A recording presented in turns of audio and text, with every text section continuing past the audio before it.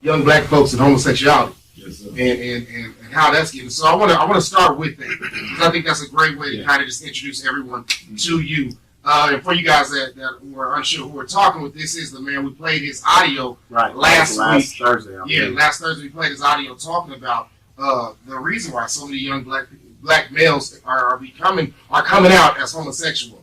Right. And correct me if I misspeak, but please enlighten us on that. Let's start there. Okay, well, let me back up. Okay, I don't want to just die. You want to nod. I want to clarify. No, I'm bringing this up on purpose.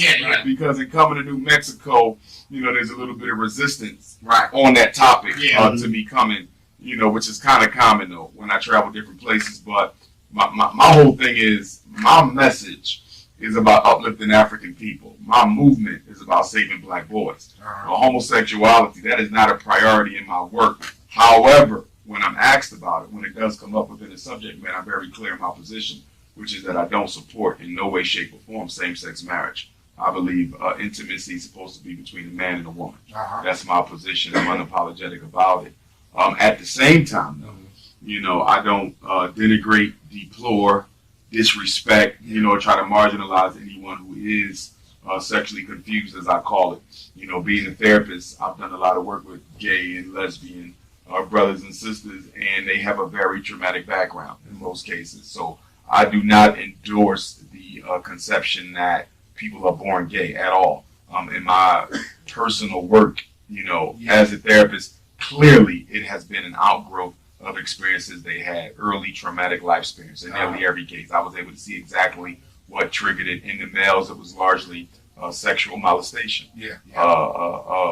pedophilia early on in life. With the girls, it was only sexual abuse as well, being raped by men, abused by men, seeing their mother get abused by men, so forth and so on. So although I don't support the lifestyle, I respect the what I want to say, the pain, that brought that up. And it's important for me to say that because people will try to say that Dr. Umar Johnson hate gay people. He hates lesbians. I don't hate nobody. I think that's the first shame. And I think that goes with anyone. If you're not for gay marriage or for gay rights in any way, shape, or you don't support interracial marriages. No, sir. Explain this one. Sure. I would start out by reiterating what I said earlier. My position on any issue is what benefit does it bring to the black community. Okay, black women in their situation, lowest marriage rates in the country. What good is it for black men to be married non-African women without sisters being dead last for marriage? You see, so that's it. It doesn't have anything to do with hatred for white women or any other women. It's about love for self. Not only that, we got to look at the economic aspect of this. Marriage is a business. And women live longer than men, black women and white women do. So naturally, if you marry a white woman, you're going to leave this earth before she does. She inherits your wealth. She inherits your estate. She's not going to use any of that money to help benefit black folks. So what you're doing is you're taking away from people who ain't got enough, and you give it to people who already took enough from us. You see, so from a financial standpoint, I don't see a benefit from it. And then with the children. So you have biracial children who I'm going to accept as African. As Pan-Africans, if a child has an African mother, father, they us. That's what they are. When it comes to genetic crossover, there's no 50. And as far as society sees it, they see you as black. You're not. If you're light skinned, you're black. They don't see you as. I've never seen it. My son is light skinned, but I've never seen any light skinned kids called white kids. They're always called black kids. If you got black in you, you black. Because the African gene is dominant. It's dominant. So when an African gene meets with anybody else's gene, because we're the mother and fathers of everyone else, that crossover is going to make that child, regardless of the skin tone, their genetic makeup is going to be 99% African. So there really is no such thing as a biracial child. It's just like chocolate milk and white milk.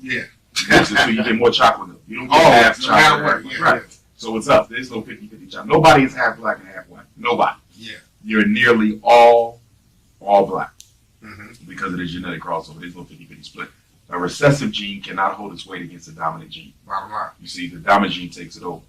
But even though they're genetically and biologically and ancestrally African, a lot of biracial children end up with issues. You see, I know because I do therapy with them. You understand? They always feel that they don't quite fit. Especially when you're talking about a black and a white parent, because you're talking about the two most politically polarized groups. How am I going to work this out?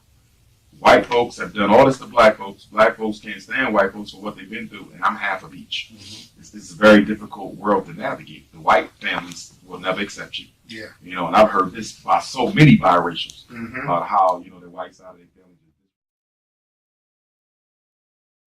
Can you do me a favor? I believe it's going to take a catastrophe of epic I said this proportion last week. before the United States government say, that's enough. We got to stop this shit.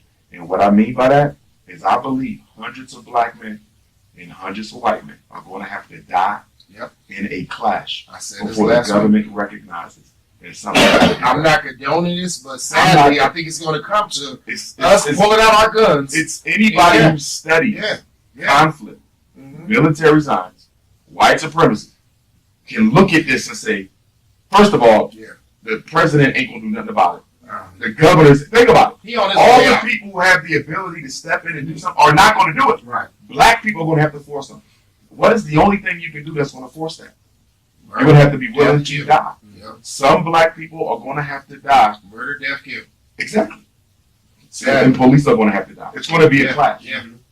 That's the only way that the international community is saying, you know what, United States, I need to handle that shit. But right now, because it's only one-sided, them killing us, and we're accepting it, nothing will be done. But the minute we say, you know what, fuck this, we fighting back, this shit gonna happen. You understand? It's gonna have to be a catastrophe. And I hate to say it, I don't want to see nobody die on either side. And I damn sure don't want to see no black men die.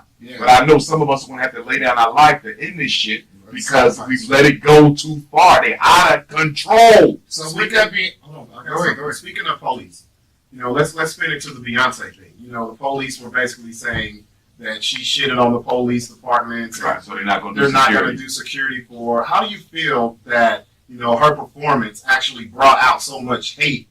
Or do you think her performance... Well, let's start with just tell us what you think about her performance. Okay. The performance at the Super Bowl, it wasn't nothing major that they should have got upset about. Right. It was a subliminal shout of support to the anniversary of the Black Panther Party. Yes. All right. Her video said a little bit more than the performance did, but it was artistic. It was artistic expression of a